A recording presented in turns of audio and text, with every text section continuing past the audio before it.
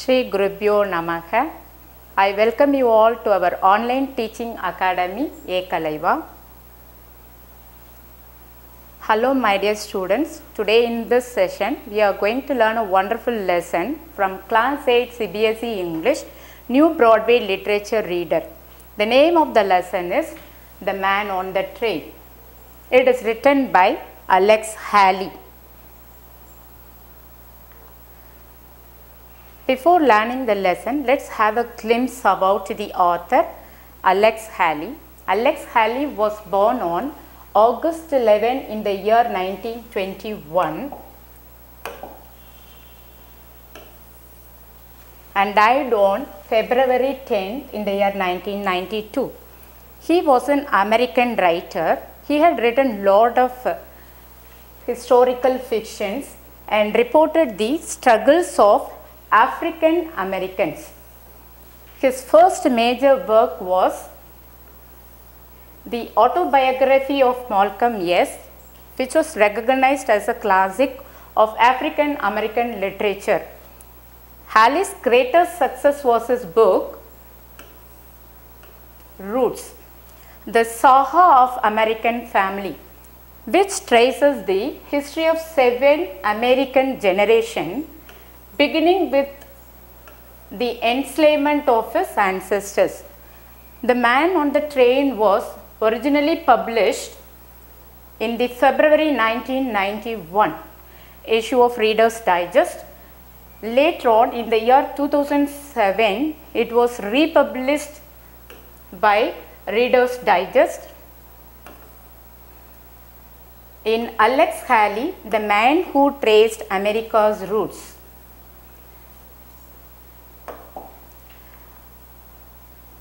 Before learning the lesson, let's have a preview of the lesson. A single act of kindness can change the entire life of a person. It may be simple for you, but it is a greater thing for someone else. In this lesson also, Alex Haley's father, Simon Haley, was helped by a man on the train and his life was totally changed. Let us read the lesson and find out what had happened to Alex Haley's father and later on what had happened in the life of Simon Haley. Now let us move on to the lesson, children.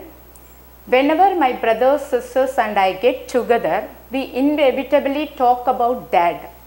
So Alex Haley, the author, says whenever he was with his brothers,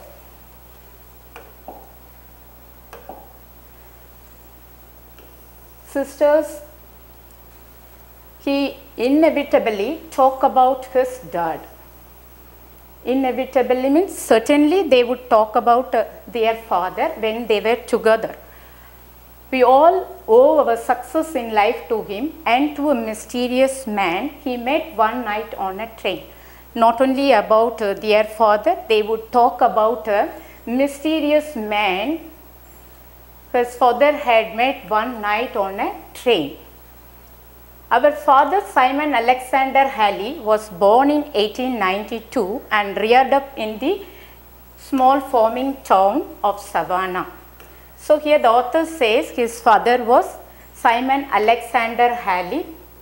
He was born in the year 1892 and was brought up in the small farming town of Savannah. So reared means brought up.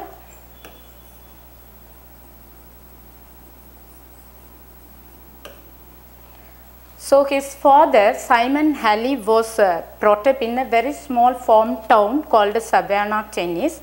He was the 8th child of Alex Haley, a tough-filled former slave and a part-time sharecropper, and of a woman named Queen. So he was born as the 8th child for his parents, Alex Haley and Queen. And his father was a former slave and also a part-time sharecropper. Do you know what is a sharecropper, children? Sharecropper means a farmer or a person who gives a part of his crop as a rent to the landowner. So a part of share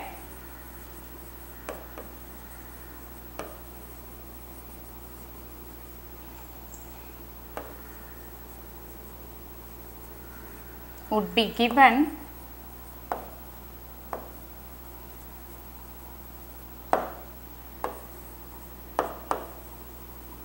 to the landowner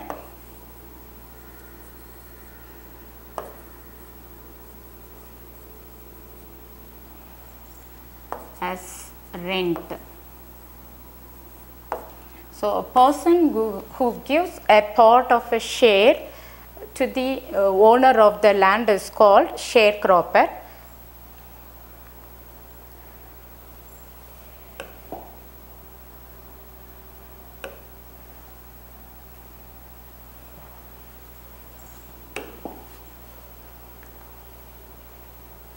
Although sensitive and emotional, my grandmother could be tough-willed herself, especially when it came to her children. One of her ambition was that my father to be educated. So, here the author says her grandmother was sensitive and also emotional, but she was a tough-willed person. Tough-willed means very determined lady, and she was very determined to give education for her children. So, her ambition was to give education for his father. Back then in Savannah, a boy was considered wasted if he remained in school after he was big enough to do farm work. So, when my father reached 6th grade, Queen began massaging grandfather's ego. So, in the town of Savannah, a boy who was matured enough to do farm work, if he is not working any work in the farm and if he remained in the school, he is considered as a waste fellow. So, but when his father reached 6th standard, his grandmother started speaking about his education to grandfather. Massaging grandfather's ego means continuously asking some question regarding the education of her children.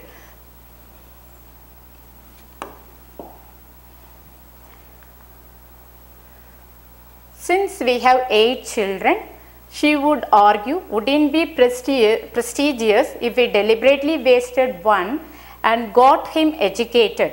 After many arguments, grandfather let dad finish the 8th grade. Still, he had to work in the fields after school.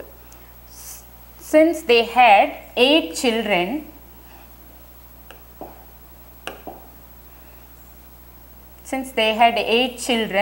grandmother would argue with the grandfather.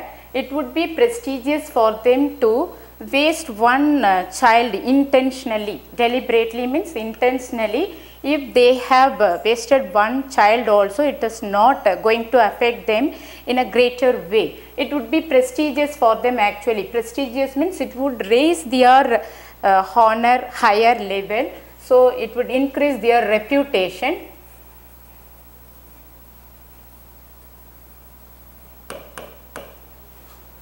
After many arguments, grandfather let dad finish the 8th standard. So, grandmother was consistently pestering the grandfather. Finally, his father allowed his father to finish 8th standard. So, he had to, but with one condition, he had given the permission, but he had to do work in the field after his school hours. But Queen was not satisfied. As 8th standard ended, she began planting seeds, saying grandfather's image would reach new heights if their son went to high school. But the Queen was not satisfied about the education of her son.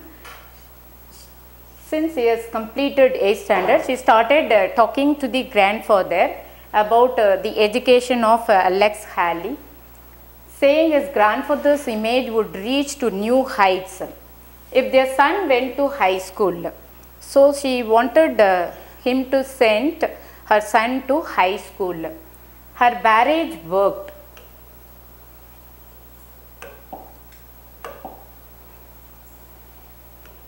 Barrage means continuous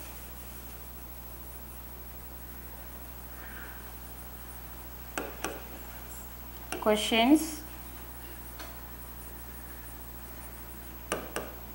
asked by someone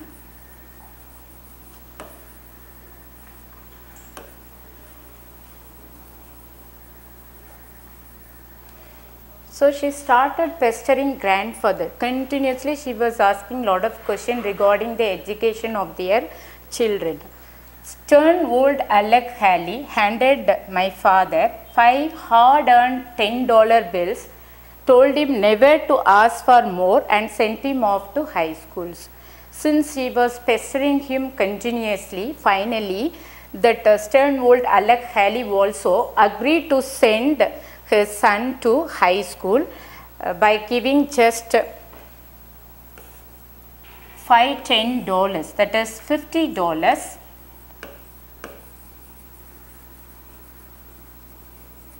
So he gave him $50 and told him he should not ask more than that, and he sent him to high school.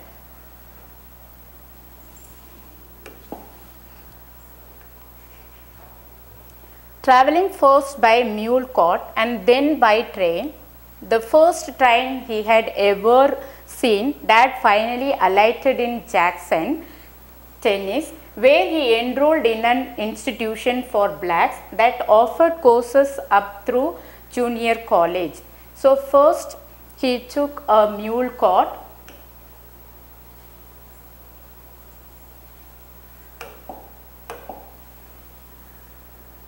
First he travelled by a mule cart and then by a train,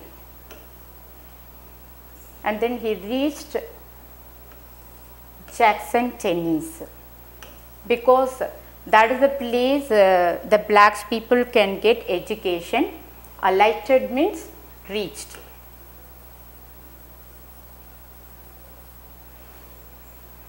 So his father reached Jackson, Tennessee, and enrolled himself in an institution for blacks, because that is the only institution which offers education for black people.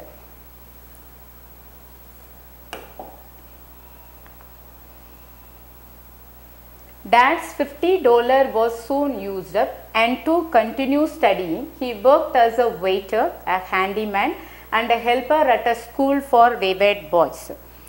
Whatever money his father had given was over within some month. It was used up by him. So in order to continue his education, he had to do lot of menial jobs as waiter, handyman, and also a helper.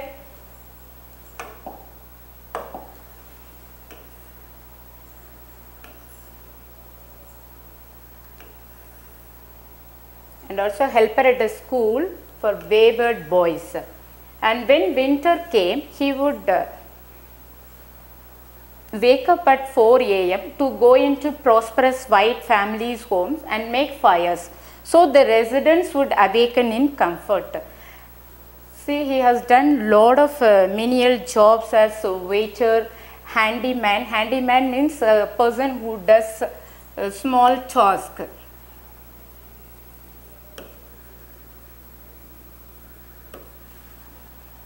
And also worked as a helper at a school for wayward boys. Wayward boys means headstrong boys.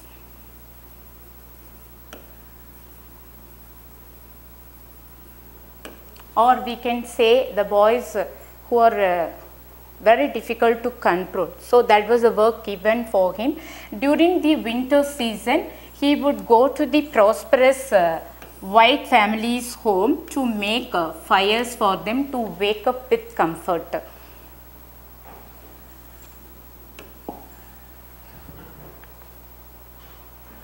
Poor Simon became something of a campus joke with his one pair of pants and shoes and his droopy eyes. Often he was found asleep with a textbook fallen into his lap. Since he was working hard, he became very tired and he was not able to concentrate on his studies. So he became a joker in the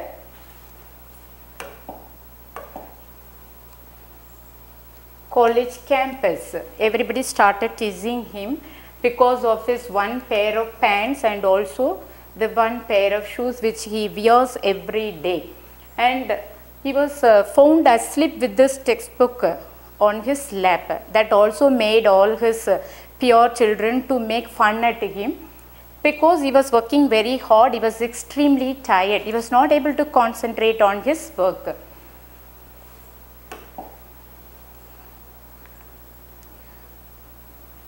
The constant struggle to earn money took its toll. Dad's grade began to fall, but he pushed onward and eventually enrolled in a technical college where he struggled through the first 2 years.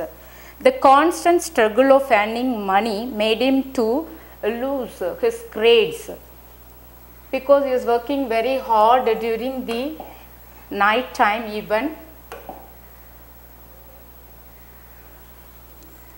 So his grades began to fall. He was not able to concentrate on his studies. That's the reason he started losing his grades.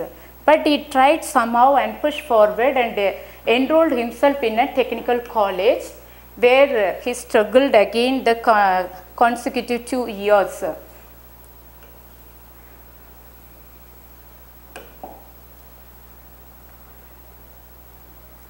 One bleak afternoon at the close of his second year, Dad was called into a teacher's office and told that he had failed a course, one that required a textbook he had been too poor to buy. So on a bleak afternoon day, he was called into a teacher's room.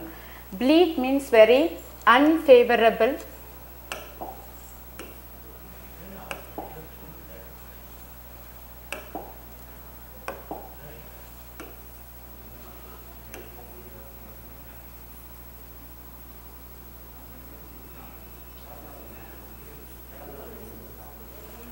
On an unfavorable afternoon, he was called into the teacher's office, and the teacher informed him that he had failed in a course because he needed textbook to study, but he was very poor. He could not even buy a textbook to learn.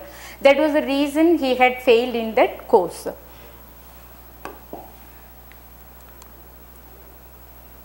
A ponderous sense of defeat descended upon him. For years he would give his utmost, and now he felt he had accomplished nothing. Ponderous sense means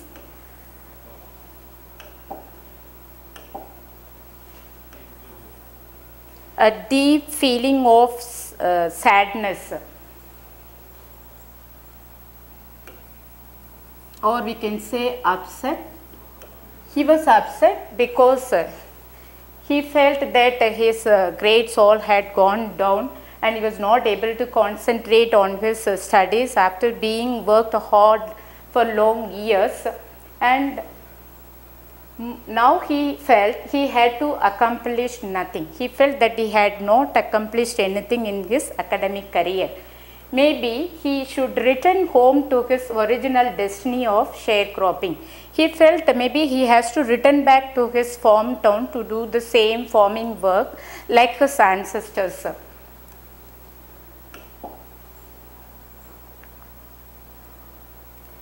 But days later, a letter came from the Pullman Company, a railway firm, saying he was one of 24 black college students selected from hundreds of applicants to be summertime sleeping compartment attendants. So after some days he had got a letter from the Pullman Company,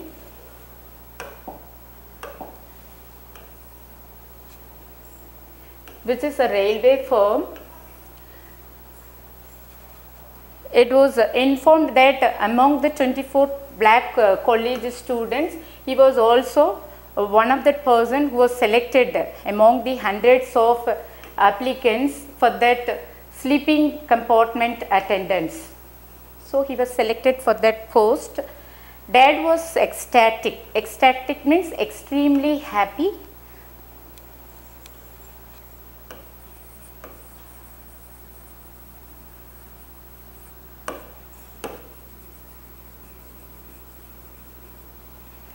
Here was a chance. He eagerly reported for duty and was assigned a Buffalo to Pittsburgh train.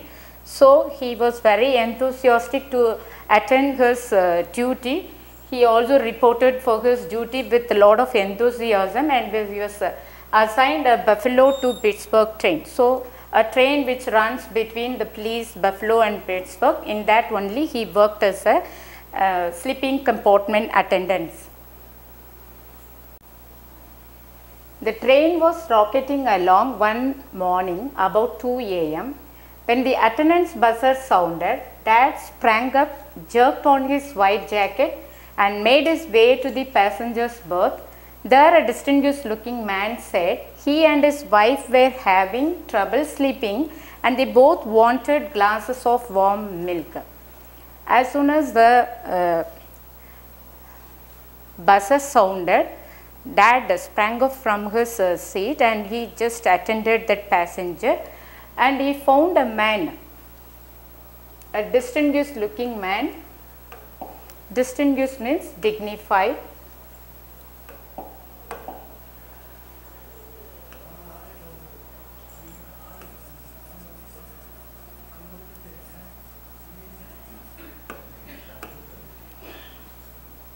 A dignified looking man asked him, he and his wife were not able to sleep peacefully, so they need a glass of warm milk.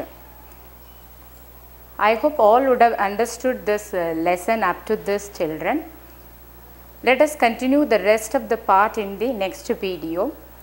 If you liked my video, I want you to subscribe to our channel so that you will get notification whenever we upload a new video. Thank you for watching.